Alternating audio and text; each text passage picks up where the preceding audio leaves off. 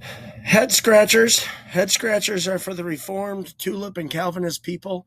Remember, this is in love because I'm not sure how you can read these many um, things in the Bible that certainly oppose the roots of your teaching, the TULIP theology, the 5 points of the TULIP, and stick to things like God's meticulous and divine control of all things, determinism.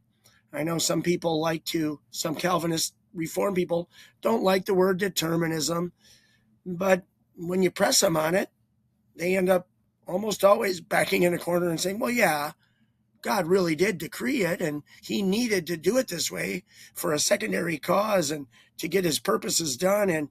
And so I'm going to use Nehemiah again to demonstrate the possibility that divine determinism, controlling of all things, complete and total sovereignty, that means meticulous control of all dust particles, there's a chance that it doesn't exist or should not be taught.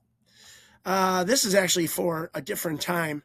The sheep gate is important to John chapter 5 and John chapter 6, where, again, the Calvinist Reformed like to go, John 6 for sure. So we'll hit that on a different video. But remember what's happening in Nehemiah? Nehemiah is rebuilding Jerusalem and the walls, and he's already fended off. He's created a military so that the 3 or 4 surrounding nations don't want to fight him. Now, Ezra, Nehemiah, they bring out the law of Moses. Well, why? Meticulous divine control says you don't need a book. You don't really need to go back to the laws because the Spirit will guide all the believers exactly the way it's wanted, or God will build these men to just follow and obey exactly as needed for this particular era of time. Doesn't make sense, but let's just pretend like it does make sense. Law of Moses, the priests come to the assembly. Now, here it is. Remember that Reformed theology teaches that due to total inability, no humans can understand God, want God, don't seek out Jesus, can't understand and discern spiritual things, can't accept the truth and come running to the cross of Jesus. But what's Ezra doing? Keep in mind, all the Jews were scattered since Babylon. They were all over, coming from nations and mountains all over, coming back home.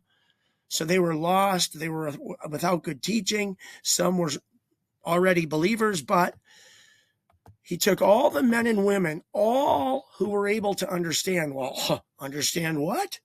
The Bible? The Torah? The law? Or Deuteronomy, the law of Moses? Doesn't matter. And he did it all day long, from 6 a.m. till about noon. Okay? Men and women and others were able to understand. Whoa, understand what?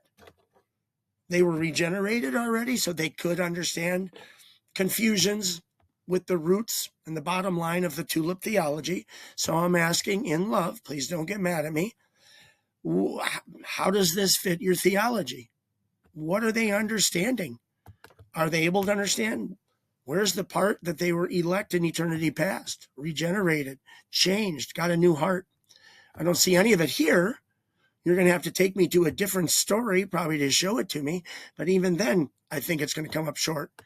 Again, John 6 later, these people listened and learned and heard, and they did it attentively. Why is that important? Well, we'll find out in John 6, different video. So here we go again. External means. Why does God use external means? What are these people understanding? How could they understand? Because they were the chosen of Israel? But were they elect? How do we know if they were elect or not? We know we're about 450 years from Jesus, and we know things go kitty-wampus, right? By the time Jesus comes, most of the Pharisees, Sadducees, Samaritans, they're all 3 different Jewish groups running around believing their own stuff. and they were a law unto themselves. They were a righteousness unto themselves. So something went kittywampus after this time. What were these people understanding? Okay, Nehemiah, head scratchers abound.